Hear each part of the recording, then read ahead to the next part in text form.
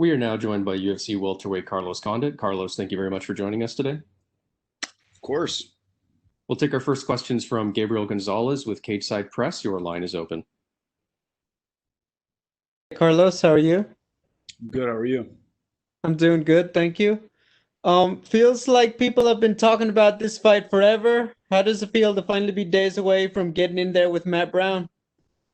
Feels good. This is the third full training camp I've put in to prepare for this guy, and we finally get to get in there and get it done.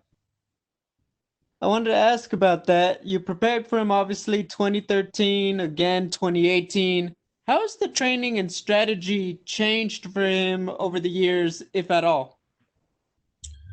Um, well, even though I didn't get to fight him those last times, the skills that I worked on are still there. So I didn't have to build a whole new skill set. It was stuff that, just basically kind of refreshing things that we had already done. So, um, yeah, so I guess that was a plus. That was a positive. I mean, you're obviously a veteran of the game. This is going to be another one of the biggest names in the welterweight division, just adding to your resume. At this stage, are there still guys that you're looking to add to your list of opponents, or is it just about taking who they give you? Um, yeah, like I don't.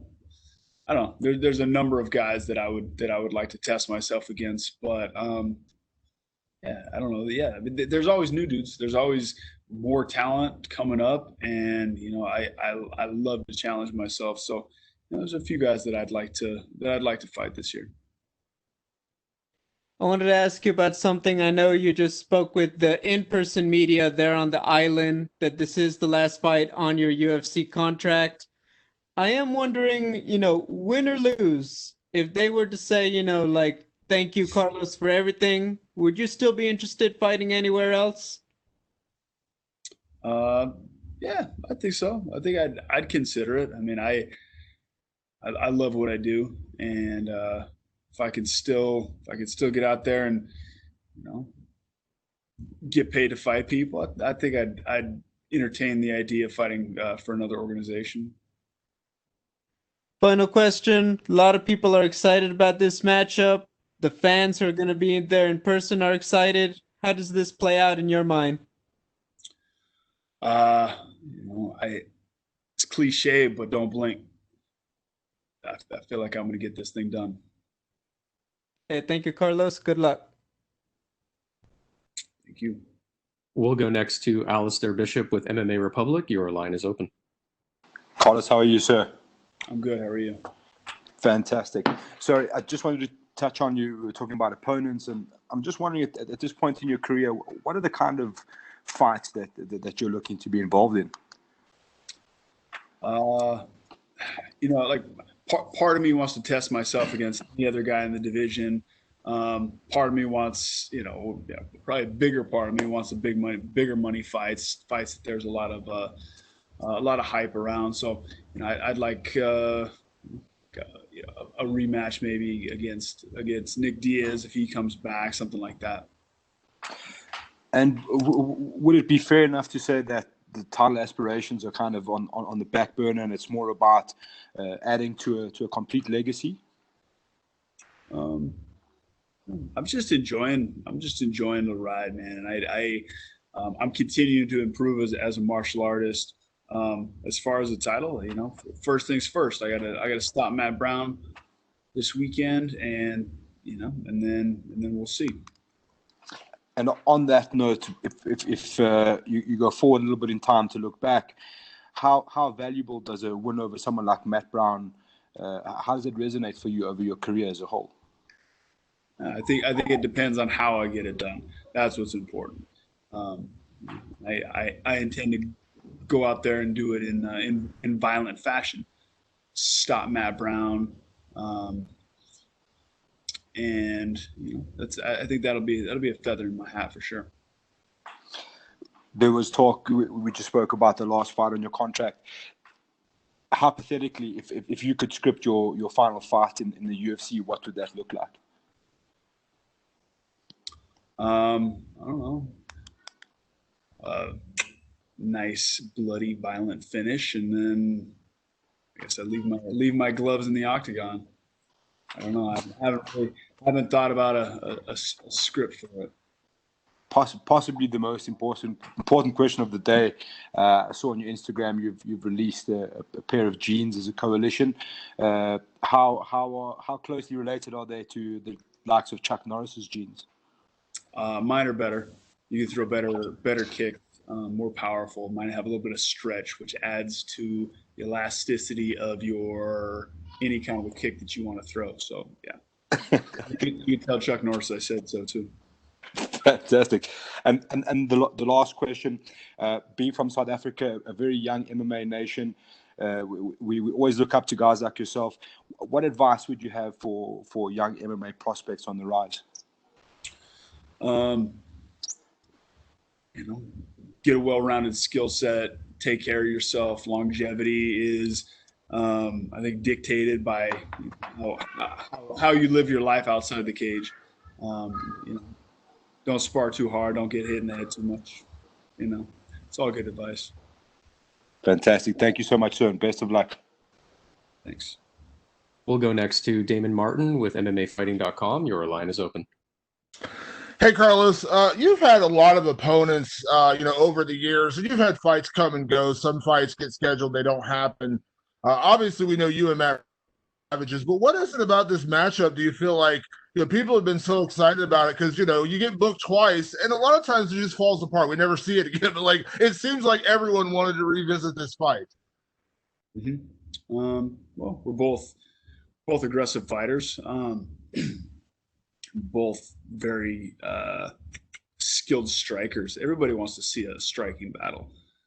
I think that's the thing. I mean, we're well-rounded guys. We're MMA or we're mixed martial artists, but people always want to see a striking battle between a couple of guys who like to get after it.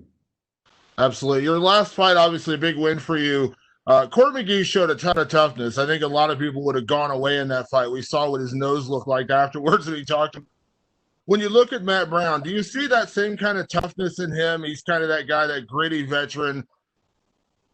He's always gunning for the knockout. Do you kind of put him in that same kind of category as a tough opponent you'll have to work to put away? Yeah, I think Court has a stronger chin. I don't think that has anything to do with toughness. Matt's sure tough as hell, as tough as anybody. I think Court is not as aggressive, but more technical. Matt is way more aggressive, but I think less technical. So, there's some similarities, but some differences as well.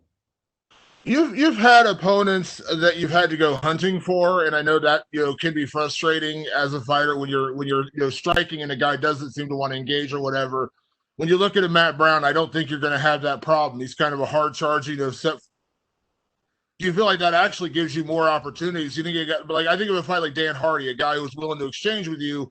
We saw what happened. Do you see Matt Brown in that same kind of mold? Yeah, I do. I know where he'll be. He'll be right in front of me the whole fight. Yeah, I think I'm gonna have plenty of opportunity to capitalize.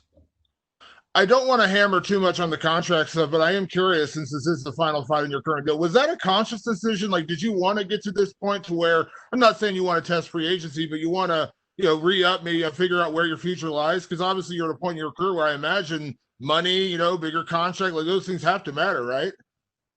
Yeah, of course.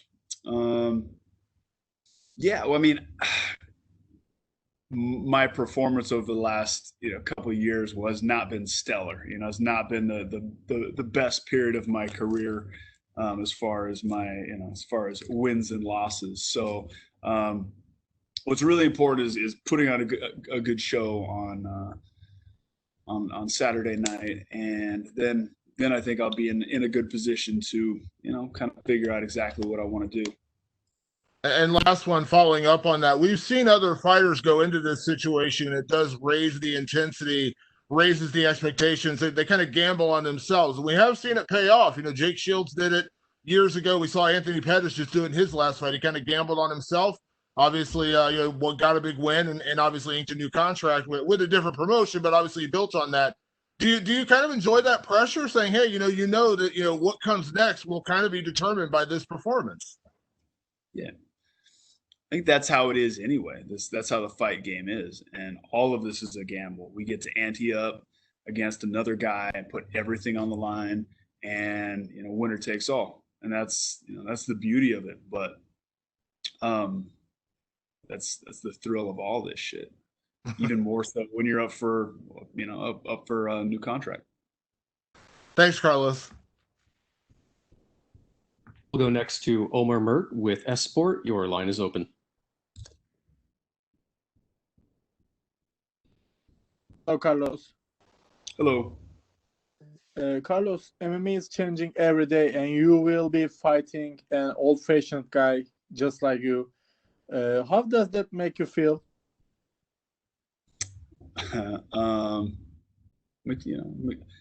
excited to fight him. I think Matt and I are cut from the same cloth. We're both fighters at heart. We do this because we love to do it. We love it because we like to get in there and throw down. And so that definitely gets my blood going. Okay. What do you think about Abu Dhabi and Fight Island? Do you have a chance to tell about a little bit? Sure. Yeah. No, I had an amazing experience last time. It was incredible coming out here and just being involved in this whole experience, and then obviously getting the win like I did last time. I have fond memories, and I plan on making some more. Okay, my last question, Carlos. As an MMA fighter or a fan, what do you think about Conor versus Dustin fight? Do you have any prediction on that fight? Mm-hmm. And I'm excited. I'm a fan of both those guys, and I think it'll be a different fight. I think Dustin has come a long way. I mean, he was a great fighter back then, but he's matured quite a bit, and I think that he'll at least give Conor a run for his money, if not come out with the win. Okay, thank you, Carlos. Good luck on Saturday. Thank you. We'll go next to Jordan Wahlberger with The Horn. Your line is open. Hey, Carlos, good to talk to you again. Hey. Hey, you came back after 20 months off, and looking back now that you have that win over Court McGee, what did you learn or gain from that time away? Patience.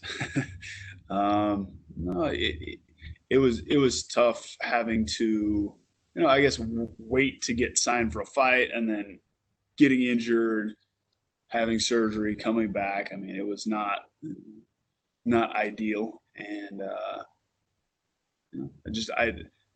I guess at the end of that, coming away with the win against Court, that I still got it, and that my formula still works. You and Matt Brown, obviously, you guys are both warriors. You've been obviously in some absolute wars. So is he. You mentioned before that you're excited about the fight. But, kind of what makes you excited, and also how much do you respect Matt Brown as a fighter? I got a ton of respect for Matt. I got a ton of respect for anybody who steps in the octagon and puts it on the line. But Matt's a hell of a fighter. He brings it. If he gets dropped, he's had a lot of fights that he's been in really, really bad spots and turned it around and come back, and that says something about a person. I forget the other part of your question though. Just why are you excited about fighting him? Like, obviously you guys both have a ton of fight performance bonuses, and so how do you expect that to go in the fight? It could go a lot of different ways. But I'm gonna fight smart, and I'm going to I'm gonna take him out, and that's why I'm excited. Get out there, get a good finish against a tough opponent, get paid, go home. Obviously, you mentioned that it's your last fight of the contract, but you've been fighting in the UFC since 2009. You were in WEC before that. Your first pro fight was in 2002. what are your goals right now in fighting? Just to continue to improve, continue to grow as a fighter. I got a pretty tough test in front of me. That's my goal. I got short-term goals. The next 4 days, that's what I'm focused on. All right, Carlos. Hey, we can't wait for the fight and especially to see it showcased on ABC. Best of luck. Yeah, thanks. We'll go next to Sumik Dada with Sportskeeda. Your line is open. Hey Carlos, welcome back, and I hope you're doing well. Thanks. So, 2020, as we know, was a pretty unusual year for all of us, but you made your return after a 2-year gap and finally got back on that win column as well. How would you describe this past 1 year has been for you? It's been interesting. It's man, I don't even know how to describe it. It's had a lot of time to chill and train and hang with my kids. Some good stuff, some bad stuff. So, you previously mentioned that you're interested in money fights moving forward in your career. Do you have any particular name or an opponent who you consider as a money fight? I keep going back to the fight with Nick Diaz. There's a lot of hype behind Nick, even though he hasn't fought in a long time. But that could be, but I don't know. Yeah, that's off the top of my head. That's the one that I could think of. That's not a title fight. So, would you be interested in fighting him if he comes back this year? Yeah, for sure. I said that before my last fight. Still interested in that fight, so we'll see. I don't know. I imagine he would want that fight. That was I guess somewhat of a controversial decision, even though it was a unanimous decision, and I feel like I won the fight. But a lot of people don't think so. So, speaking of opponents, you'll be facing Matt Brown this weekend. Now, after after your last win, you kind of put him on notice by saying that he needs to be bubble wrapped just so he could make it to the fight. Given that this fight has been booked for the third time now, is there any sort of bad blood between you, or is it just usual business for you?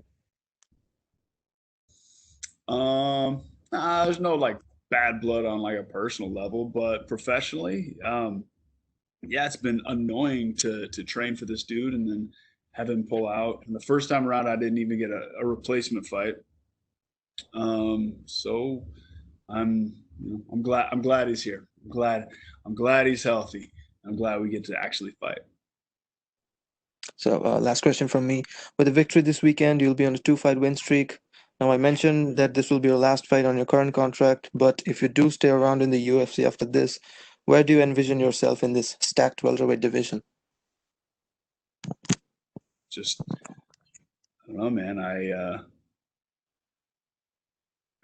don't know. I don't know. I'm wherever I am. They'll call me up and tell me who they want me to fight, and get it done. Well, I look forward to your fight this weekend, and good luck to you, sir. Thanks. We'll go next to Jordan Ellis with Low Kick MMA. Your line is open. Carlos, I just want to touch on the Nick Diaz rematch potentially. Since you last mentioned it at your last fight, and now, and obviously you mentioned it again, have you spoke to the UFC or had any word that that's something they're interested in doing? No, I think that depends quite a bit on Nick and if he's actually coming back. So, no, the fight that the UFC wanted was this fight against Matt Brown. I was even lobbying to fight Mike Perry when his opponent dropped out. I forget who dropped out, but anyway, I wanted that fight, and that didn't happen because they wanted this one. So. Okay, and just before you said you mentioned about enjoying the ride, and how much more enjoyable is it coming into this fight off the back of a win? It's been a while since you'd had your last one. It does it feel like the pressure's off now, or? I just, I keep using the word momentum, but I definitely have built some momentum, and not just, I guess that's kind of like like an intangible thing. But I got right back into training camp. I felt great. I was in good shape. I'm building on the different things that I was working on before, and I'm excited. I'm ready to go. And just reflecting on your last fight, you said that you felt like you've still got it. You've still got it against Court McGee. You felt that. In terms of levels, do you feel like you're 100% still? Yeah, I do. I'm a better fighter in some ways than I was in the past. I've developed in different ways. I have a more a deeper skill set. I've worked quite a bit on some of the holes that were in my game in the past, and I'm excited to get in there and show that, prove that. Okay, well, can't wait to watch. Thanks for answering my questions. Yeah, sure. All right, thank you very much, Carlos. You're all set. Thanks, guys.